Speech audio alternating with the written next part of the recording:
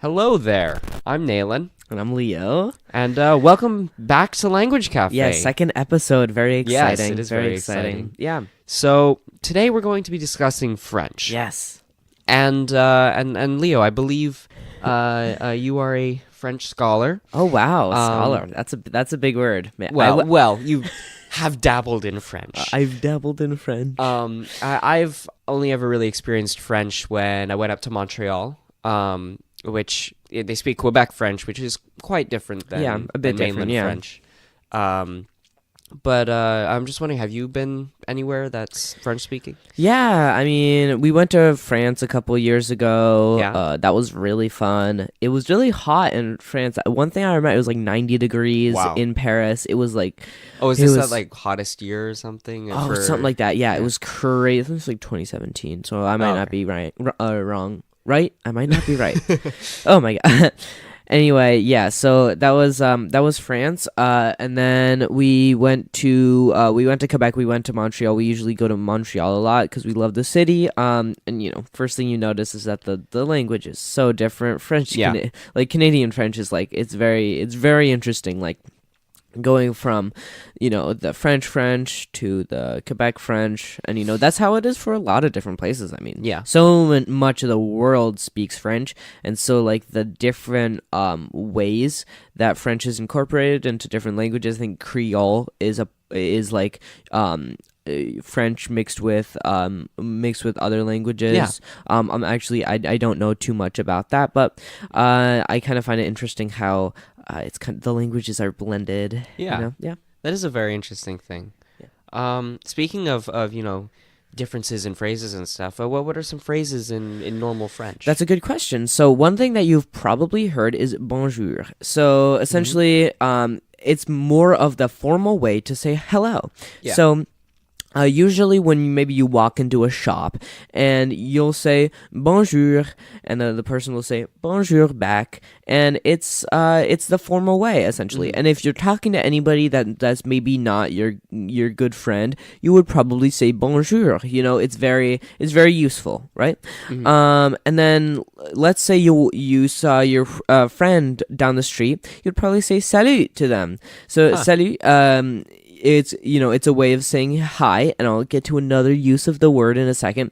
But essentially, if I see Nalin walking down the street and I'm like, "Yo, what's up?" That's my man. I'm like, "Salut, Nalin," Yeah. And then maybe I might even say "Coucou, Nalin." So "coucou," very fun. Are you calling me crazy? Maybe. I could be just doing that.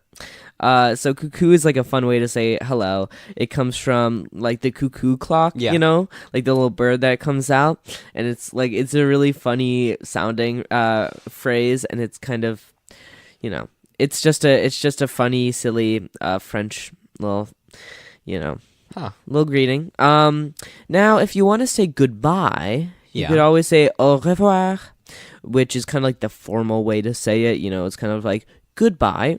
If you wanted to say like see you later, man, you can say a bientôt. And I also I mentioned salut is a good way to say hi, but it's also a good way to say bye. So it's kind of like the ciao in Italian. And so if you're leaving your friend, maybe Nalin, I'm really sorry. J'ai besoin d'aller au magasin. I have to go to the store. Salut, Yeah. And then you'd say salut, or you'd say a bientôt. Just say it sounds every single time you say that, all I can think of is you sneezing. What? I don't know. It's just the way it's just like, salut. Oh gosh. I'm sorry. Désolé. So if you want to say how are you, a very important part of normal conversation. Of course. If I'm walking down the street and I say Nalin, I say salut. Nalin, ça va? So ça va, you might have heard of it. It's just a good way to say how are you. There's a lot of different ways, iterations of saying how are you, and even forms of like saying ça va. For example, if a very different way to say it, but it means exactly the same thing. It's just comment ça va, meaning how are you. Ça va actually just means it or that is going. So really it's kind of weird because you're walking up to a friend and you're saying it is going. Yeah. And your friend's like, yes, Which leads me into a good way to respond to this. To respond, you might say "Oui, ça va," which means yes, it's going. I'm good. Another way you could just say "ça va," which is Yeah. the same thing. It's just taking out the yes, oui of it. And if you want to say, I'm doing good. You could say "ça va bien," which means I am going good. Bien meaning good. Yeah. Or if you want to say "ça va mal," which means I'm not doing so well. That could be like Yeah. This kind of the way it's said, like, oh, it is going and stuff. Yeah. It's very similar to German, and I wonder if there's some There's correlation some- between yeah. the Germanic the evolution of the German language and good. the evolution of the French language. Yeah, that's a good question. I mean, they both come from Latin, I think, at different senses. I think, French is a Romance language, and German just comes from. Where does it come from? Well, I mean, it comes. There were Germanic tribes, and then it developed, and then Holy Roman Empire, and then Prussia, and then right. all that. So it probably has I'm different. not sure about the actual roots. Right. That's That's a big thing to look into, though. Yeah. It's a big topic. There's probably some diffusion from Latin, though, because of the Roman Empire. Oh yeah. So one last way to say I'm going is kind of like je vais. And then you would follow that with something. For example, je vais bien, which means I am going well. So je vais meaning I am going, and bien, of course, well.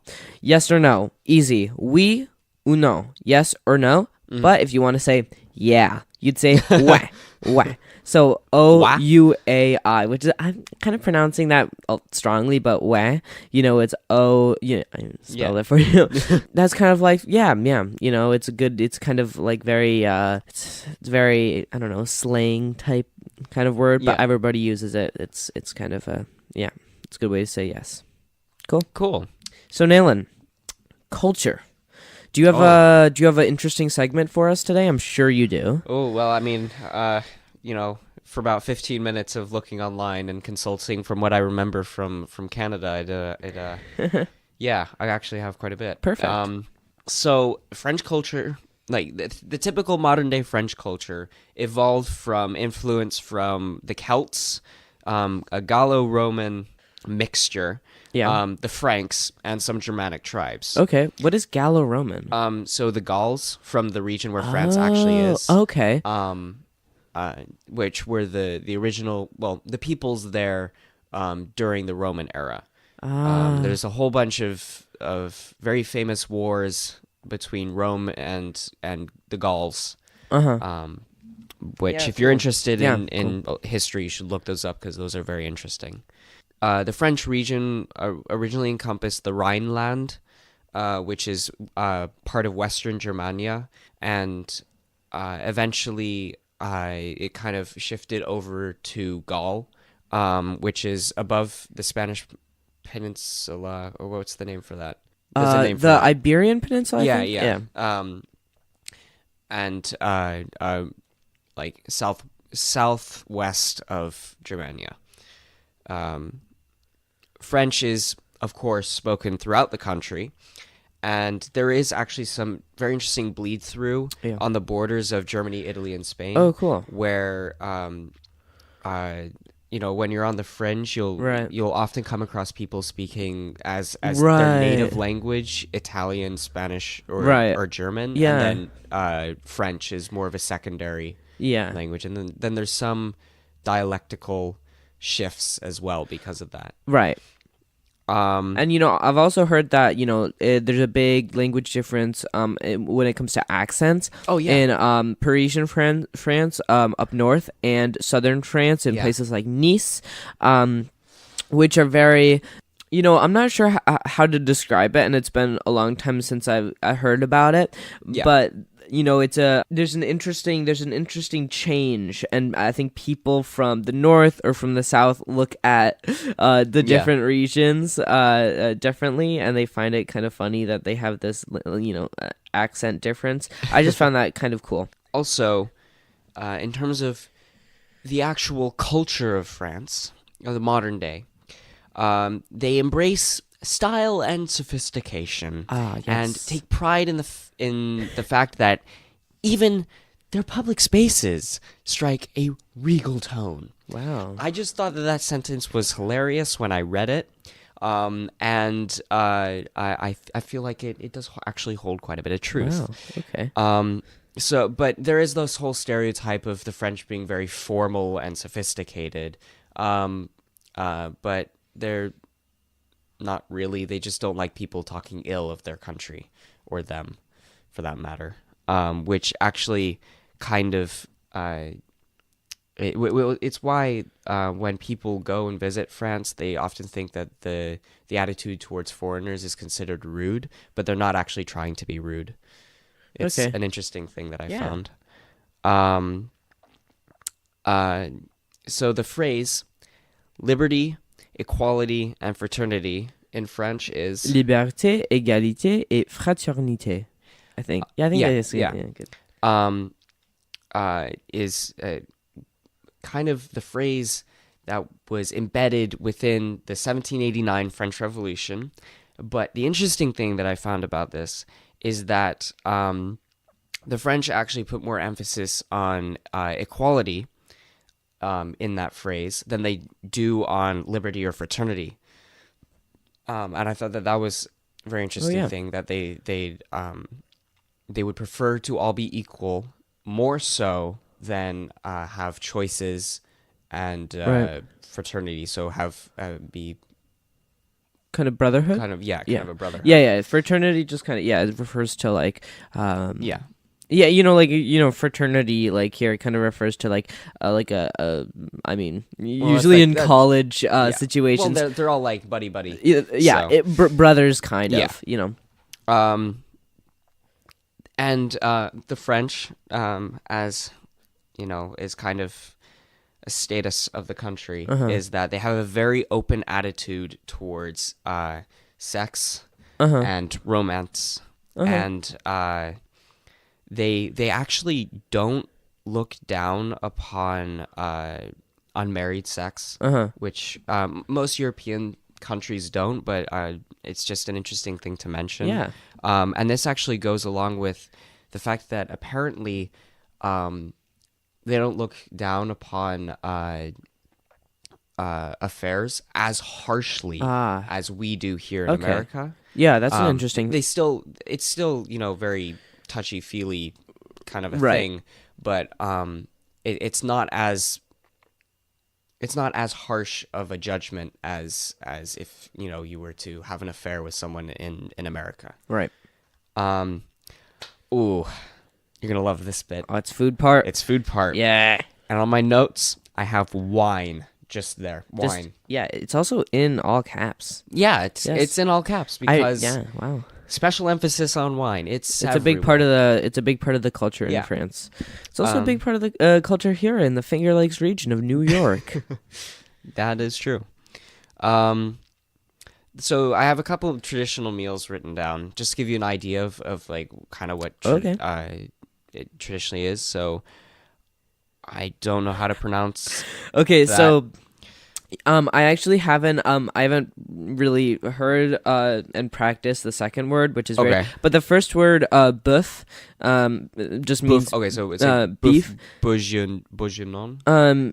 So yeah, I'm gonna pronounce it. I'm gonna figure out this live. Bourguignon or something. Is it bourguignon or bourguignon?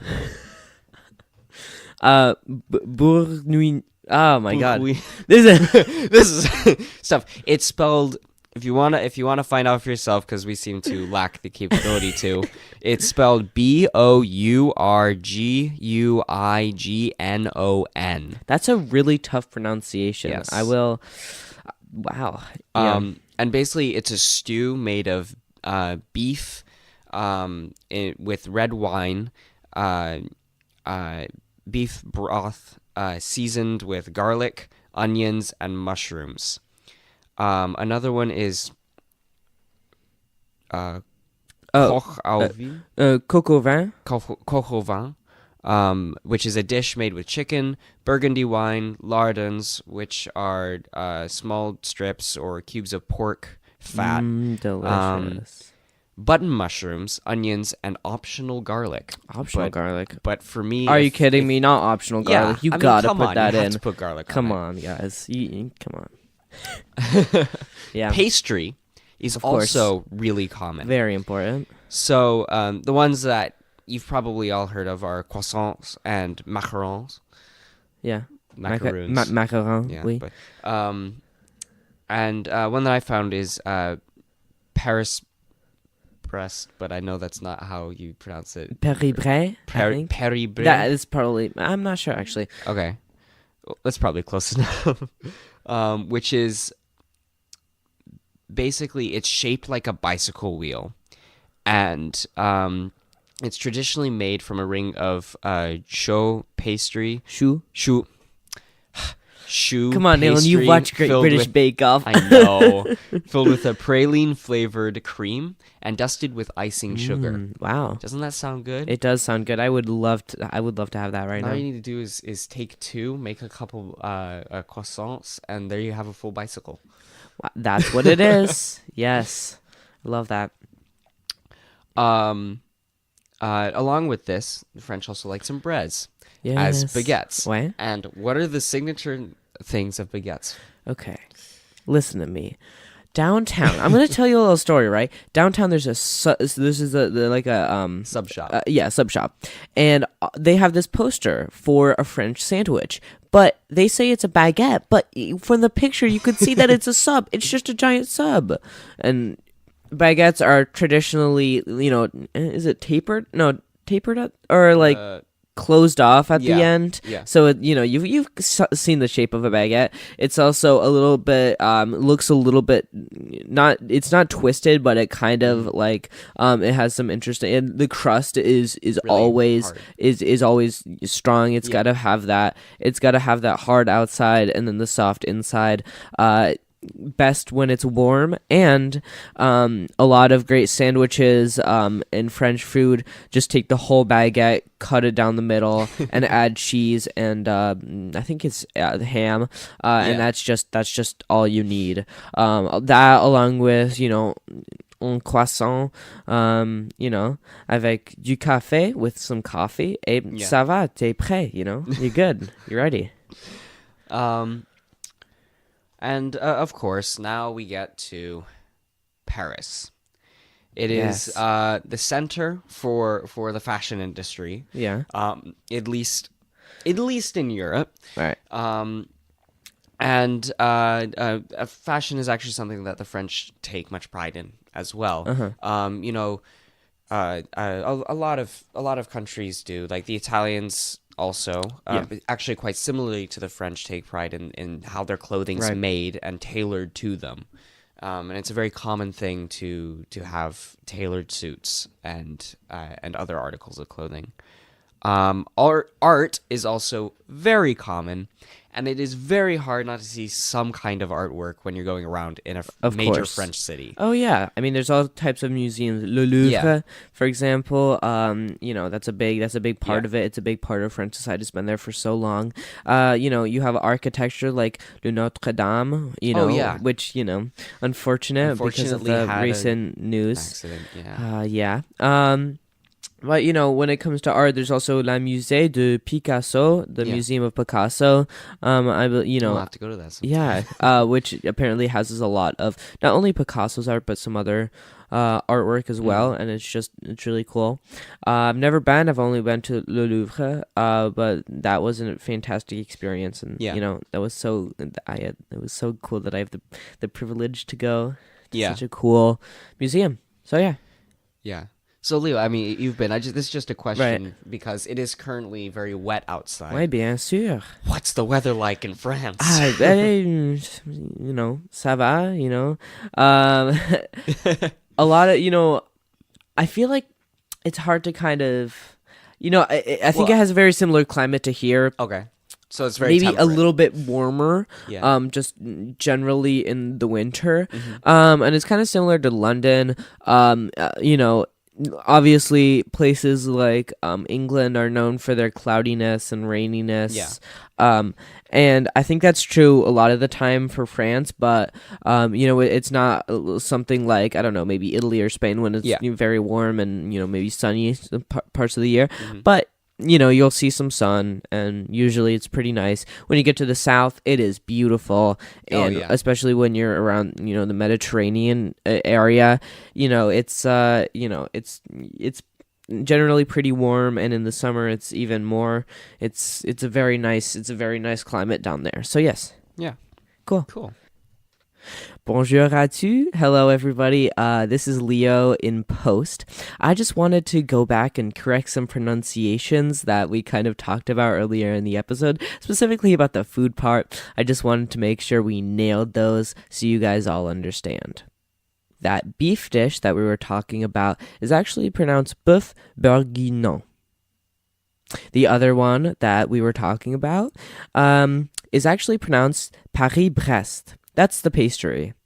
Thank you, everybody, so much, and we'll continue the episode here. So Leo, yes. It's come to my attention that we both have some fun words. That's true. Today. Exciting. So the first phrase that I have is casser les oreilles. I think it would end up probably being casser les oreilles. Oreilles. Okay. Which means to break your ears. Yes. Okay. That's kind of like in a loud scenario. Okay. And then the next one I have is à la vache. À la vache. Which means, oh my cow. It's like, oh my goodness. Yeah. Holy cow. Yeah, holy cow. Yeah. Which is similar to something we'd say over here. Right. And then I also have this one, which is interesting. Caoutchouc. Yeah, I think that's caoutchouc. Yeah. Which means rubber. Okay. I just thought it like was an tires? interesting word. Yeah. Okay, that's cool. And then I also have dépaysant. Dépaysant. Oui. Yeah. Which means uncountrying, which is the literal definition of it. And it expresses a sentiment which is similar to like the feeling of homesickness. And then I have frappadingue. Frappadingue, oui. Which, that's good. Which in quote means so crazy you must have been hit on the head. So it's basically an expression to say like, oh, that was so insane. What are you thinking? Right. And then this is probably the hardest one to pronounce, and I'm sure as heck will probably mispronounce it. Erlubelu. That was close, actually. That was really good. Erluberlu, I think. Yeah. I think the H is silent in most French phrases. It is. Erluberlu. Erlubelu. I don't know. It's like no, say it's weird. And basically describes an eccentric person. Okay. And then this is what I found for the longest word. Okay. I'm not actually sure if it is the longest word. Right. But a couple things that I found said that it was. And it's intergouvernementalisation. Intergouvernementalisation, I think. Yeah. Mine is probably not so good, but I think that's pretty much what it is. All right, and basically it means to transfer to intergovernmentalism. Wow. And I'm not sure what intergovernmentalism is. Yeah. But if you'd like to look it up, you can. All right. And so Leo, what are some of yours? So I had some more slang terms, like something, most people might use if they're talking to friends. So one thing that I've heard a lot is fou, the words fou, F-O-U, and that kind of means crazy. So it's kind of a silly term. So if it's like, oh, that's crazy, man, I can't believe that, you could say, bah, c'est fou, Another interesting term is mec. So mec, M-E-C, it's a very, very fun term. So that would be kind of like bro or man. So bruh. Bruh. Mec. So if you're talking to your friends like, Nalin, ça va mec? Like, Nalin, what's going on, mec? Like, what's going on, man? And so that's a funny term. Interesting. And you could also be like, mec, c'est fou, like maybe like, bro, I can't believe that, man, that's crazy. I'm not sure if that is used too much, but that's It's something. Yeah, that's something. Another interesting term is les gars, which you know is guys. So it's if you're maybe if I'm walking down the street and I see Nalin and a bunch of his friends, I'm like, hey, it's my people. I could be like, hey, ça va les gars? What's going on? What's going on, you guys? So that's another one. So yeah, so these are some interesting phrases or interesting words that you might encounter in French culture if you're walking down the street in France and you hear these kind of conversations. That's really cool. Fun, yeah. Yeah. All right. Well, this kind of concludes our French segment for today. Thank you to everybody who's been listening. This is the second episode we've done. Last week we did an episode on German, which was very fun. And Nalin got to kind of use his expertise on that. Yes. And if you haven't heard that episode, it was really fun. So if you want to check it out, it's there. Our next episode will be on Russian. Yes. And if you're interested in that, be sure to tune in. Of course. Next week. Yes, okay. Merci à tu pour votre attention. Merci. Et ouais, au revoir. Thank you and goodbye.